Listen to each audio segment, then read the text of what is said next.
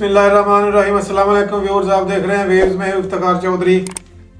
आज का हमारा टॉपिक है ये बायोगैस। बायोगैस एक्चुअली क्यों मेरे जहन में आया कि आपको पता होगा कि चंद दिन पहले हमारे चीफ मिनिस्टर साहब मोहसिन नकवी ने एक लाहौर के किसी एरिए में एक बायोगैस प्लांट का इफ्तिताह किया। तो वहाँ से मैंने ये आइडिया कंसीव किया कि इसको थोड़ा एक्सप्लोर करूँ कि ये बेसिकली गैस बनती क्या है। वो न्यूज़ ये नहीं है कि उन्होंने इफ्तिताह किया, न्यूज़ ये है कि मैं आपको बताना चाहता हूँ कि ये गैस कैसे पैदा होती है, आम आदमी के लिए ये कैसे बेनिफिशियल हो सकती है।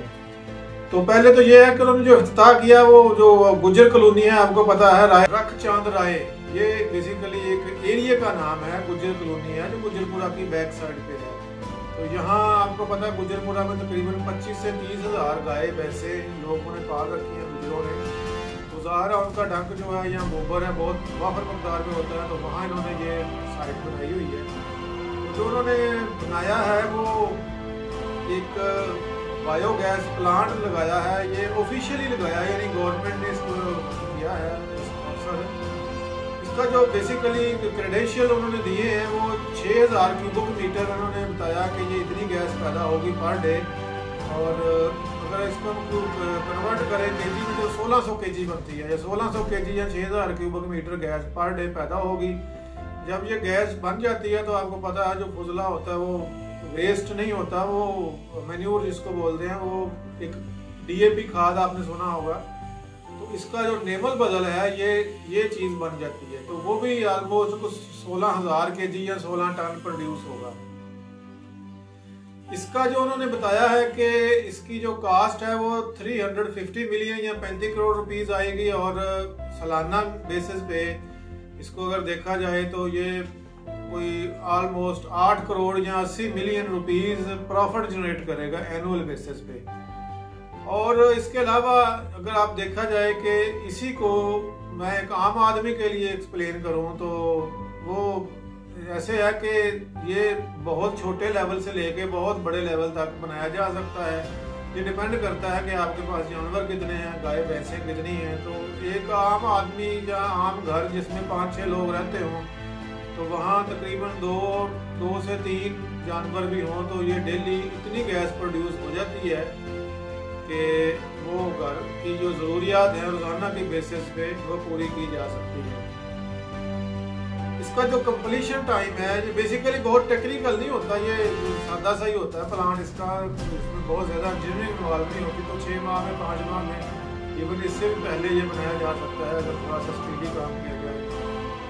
दूसरे अल्फाज में ये जो घर में बनाए जाएंगे वो छोटे छोटे होते हैं, वो तो दो फैमिलियाँ या 3 फैमिलियाँ या इवन एक फैमिली, वो तो 10-20 दिन में बन जाता है। वो लंबा प्रोसेस ऑब्जेक्टिव मेरा यहाँ ये है कि ये बेसिकली फंक्शन कैसे करता है। ये एग्जैक्टली आप अगर उसको टेक्निकली देखें तो ये आप पिक्चर देख रहे हैं स्क्रीन पे, तो इसमें आप थोड़ा गौर करें कि इसके ना 3 पार्ट होते हैं कि इनलेट होता है, मिक्सचर होता है और जिसको डाइजेस्टर भी कहते हैं, और आउटलेट होता है। इनलेट जिसको मिक्सचर कहते हैं वो मिक्सिंग एरिया कह लें या मिक्सिंग पॉट कह लें या जैसे भी है, जो नाम भी आप देना चाहें वो दे लें। इसमें हम गाय भैंसों का डंक डालते हैं, जितना डंक डालेंगे उतना ही पानी डालेंगे, यानी सेम लेवल जितने, अगर 100 केजी आपने वो गोबर डाला है तो 100 केजी पानी डालेंगे, तो उसको जस्ट मैनुअल तरीके से हिलाएंगे और वो जो मिक्सर सा बन जाता है, जो स्लरी बोलते हैं, स्लरी वो जब वो दूसरे पार्ट में चली जाएगी जिसको हम डाइजेस्टर बोलते हैं। डाइजेस्टर बेसिकली सारा काम इसी एरिया में होता है। डाइजेस्टर ये वो एरिया है जहाँ वो अगर आप डेली इसमें गोबर डालते जाते हैं वो इधर आके जमा होता रहता है, तो 9-10 दिन के बाद वहाँ से गैस बननी शुरू हो जाती है। ये गैस मेथीन गैस NH4 होती है केमिस्ट्री की टर्म में अगर आप देखें तो ये बहुत हल्की होती है। ये जब जैसे जैसे बनती रहती है और ये ऊपर उसकी छत पे जाके जमा होती रहती है, वहाँ से जब इसका खास किस्म का प्रेशर बन जाता है तो वहाँ से ये कलेक्ट करके पाइप के जरिए आप बाहर लेके जा सकते हैं। और इसी प्रेशर से जो बाकी का जो वेस्ट है, वेस्ट तो नहीं मैं कहूँगा, इसको मैन्योर खाद के तौर पे इस्तेमाल किया जा सकता है, वो आउटलेट के थ्रू बाहर निकल जाता है। वहाँ जहाँ आप उसका कोई अरेंजमेंट किया होता है किसानों ने, या जैसे भी जो प्लांट बनाया वो आप एक बेहतरीन किस्म की फर्टिलाइज़र होती है वो आप यूज़ कर सकते हैं अपने खेतों में। तो इसमें जैसे मैंने आपको पहले बताया कि एक छोटी फैमिली के लिए 5-6 लोगों के लिए तो 2 गाय या 3 गाय या भैंसें इनफ होती हैं पैदा करने के लिए। अगर आपके पास ज़्यादा जानवर है तो आप इसको बड़ा भी कर सकते हैं।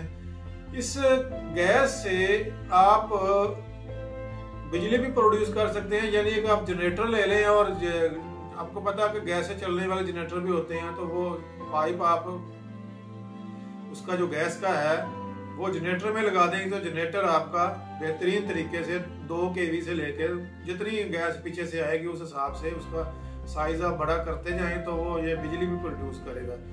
तो इसकी कास्ट कोई नहीं होती, जो कास्ट वही है जो आपने एक दफ़ा प्लांट में लगानी है। जो छोटा लेवल का प्लांट है जो 1 फैमिली का होता है या 2 फैमिली का होता है, इसमें 1.25 लाख से 1.5 लाख लगता है और इसकी लाइफ जो है तकरीबन 40 साल होती है, यानी 40 साल आपको मुफ्त बिजली या गैस दे सकता है ये। और इसके अलावा इसका बाकी मेंटेनेंस कास्ट जो है वो ऑलमोस्ट कोई नहीं होती, मतलब इसमें क्या मेंटेनेंस होगी, वो लेबर ही है। लेबर आपने जिसने गाय भैंसे रखी होती है तो उसने इतना काम तो वैसे भी करना होता है, तो इसके लिए कोई एडिशनल लेबर की ज़रूरत नहीं होती। ये मैं तो ज़रूर प्रपोज करूँगा कि जिन लोगों के जो गाँव देहातों में रहते हैं वो डेफिनेटली इसको यूज़ करें, क्योंकि आजकल आपको पता है गैस का बहरान है, एनर्जी का बहरान है, तो ये बेहतरीन चीज़ है, मुफ्त में आपको गैस और बिजली देगी और आप अपनी ज़िंदगी आसानी से इस्तेमाल कर सकते हैं, इसको यूज़ कर सकते हैं अपने पर्पज़ के लिए। एंड पे मैं आपको बताऊँ रिक्वेस्ट करता हूँ कि आप मेरे चैनल को सब्सक्राइब ज़रूर कर दें और बेल आइकन ज़रूर